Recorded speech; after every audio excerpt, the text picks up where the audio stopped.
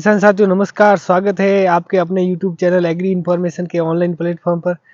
तो आज मैं आपको जानकारी दूंगा जीरे के सबसे हानिकारक रोग मलानी के बारे में, जिसको विल्ट भी बोलते हैं। मलानी रोग मृदा जनित होने के कारण जो इसका क्षेत्रफल है प्रति वर्ष खेतों में बढ़ता ही जा रहा है। तो यह रोग एक कवक के द्वारा फैलता है। मलानी रोग का क्षेत्रफल उन सभी क्षेत्रों में पाए जाते हैं जहाँ जीरे का खेती जो बहुतायत रूप से की जाती है, जैसे राजस्थान, गुजरात और अन्य स्टेट जहाँ पर जीरे की खेती करते हैं। तो अब बात करते हैं इस रोग के लक्षणों की। तो इस रोग के लक्षण, जब पौधा 1 माह के लगभग यानी पौधे की हाइट 2.5 से 5 सेंटीमीटर की हो जाए तब इस रोग के लक्षण दिखाई देते हैं। इस रोग के लक्षण सबसे पहले पौधे की निचली पत्तियों पर दिखाई देते हैं, फिर धीरे धीरे है जो इस रोग का अधिक संक्रमण होने पर जो रोग का प्रकोप है पौधे की ऊपरी पत्ती पर दिखाई देता है। पौधे की पत्तियां भूरी पड़ने लगती है और धीरे धीरे पौधा है वो मुरझाकर नष्ट हो जाता है। तो इस रोग का अधिक प्रकोप होने पर जो संपूर्ण फसल है वो हरी की हरी अवस्था में ही नष्ट हो जाती है। तो इस रोग के प्रकोप से जो पौधे के निचला पोर्शन होता है तना, उसके ऊपर का जो छिलका उतार कर देख तो उसमें उत्तकसय रोग दिखाई देता है। तो उत्तकसय रोग होने के कारण जो पौधे की जाइलम एवं फ्लोएम नलिकाएं होती है वो अवरुद्ध हो जाती है। जाइलम नलिकाएं पौधे में जल का अवशोषण करती है और फ्लोएम नलिकाएं होती है जो प्रकाश संश्लेषण के द्वारा बने भोजन को पौधे के विभिन्न भागों तक पहुंचाने का कार्य करती है। तो जाइलम एवं फ्लोएम नलिकाएं नष्ट होने के कारण पौधे में पानी और भोजन की पूर्ति नहीं हो पाती और इस रोग के प्रकोप से जो पौधा है हरी अवस्था में मुरझाकर नष्ट हो जाता है। और अगर इस रोग का प्रकोप पुष्पावस्था के समय यानी जब पौधे पर फूल बन रहे हो इस समय इस रोग का प्रकोप हो जाए तो दाने बनते नहीं है, और यदि बनते हैं तो पतले, छोटे और सिकुड़े हुए रह जाते हैं। तो इस रोग नियंत्रण में मैं आपको 3 विधियां बताऊंगा। पहली है कल्चरल मैनेजमेंट, दूसरा बायोलॉजिकल मैनेजमेंट और तीसरा है केमिकल कंट्रोल। कल्चरल मैनेजमेंट यानी सस्य क्रियाओं के द्वारा इस रोग के प्रकोप को किस प्रकार कम करें।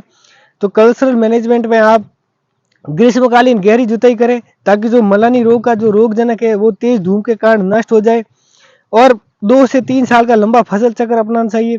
फसल चक्र यानी जीरे की फसल के साथ में आप सरसों, जवार, बाजरा की क्रॉप को लो ताकि जो इस रोग का रोगजनक है उसका जो निवेश द्रव्य होता है वो केवल जीरे की फसल पर ही निर्भर करता है। तो अपन फसल को जब रोटेट करके बोएंगे तो इस रोग का रोगजनक है वो नष्ट हो जाएगा। और अब बात करते हैं बायोलॉजिकल कंट्रोल की। बायोलॉजिकल कंट्रोल में आप जब सीड की सोविंग करें तो उससे ट्राइकोडर्मा कल्चर द्वारा 4 ग्राम ट्राइकोडर्मा कल्चर को 1 किलोग्राम सीड में मिलाकर अच्छी प्रकार से सीड ट्रीटमेंट करके उसकी बुआई करें, और 4 से 8 ग्राम ट्राइकोडर्मा कल्चर को अच्छी प्रकार से मिट्टी को जो ट्रीटमेंट करके फिर बीज की बुआई करनी चाहिए।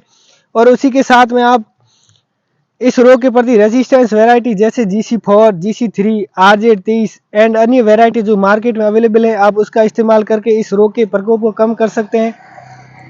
और आप 4 से 5 केजी ट्राइकोडर्मा कल्चर को 1 क्विंटल कच्ची गोबर की खाद के साथ में मिक्स करके उसको 2 दिन के लिए छोड़ दें।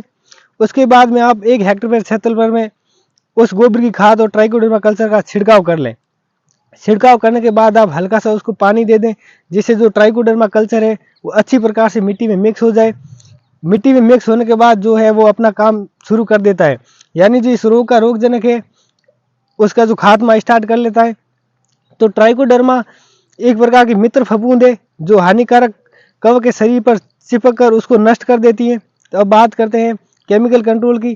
केमिकल कंट्रोल में आप जब सीड की सोविंग करें तो उससे पहले आप सीड को 0.2% थायरम या फिर 0.2% कैप्टान या उसी के साथ में आप ले सकते हैं 0.1% कार्बेंडाजिम, इसके द्वारा सीड को ट्रीटमेंट करके उसके बाद में बुआई करनी चाहिए। अब बात करते हैं कि खड़ी फसल में इस रोग को किस प्रकार नियंत्रित करें। तो खड़ी फसल में इस रोग को नियंत्रित करने के लिए आप 1 किलो कार्बेंडाजिम जो वेटेबल पाउडर के रूप में मार्केट में उपलब्ध है, इसका इस्तेमाल आप 300 लीटर पानी में घोलकर 1 हेक्टेयर में छिड़काव करें, जिसके द्वारा इस रोग को नियंत्रित किया जा सकता है। तो ये तो थी मलानी रोग के लक्षण और उसकी संपूर्ण जानकारी।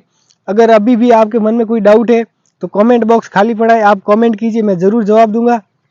वीडियो को लाइक करें, शेयर करें और चैनल पर नए हैं तो चैनल को सब्सक्राइब जरूर करें।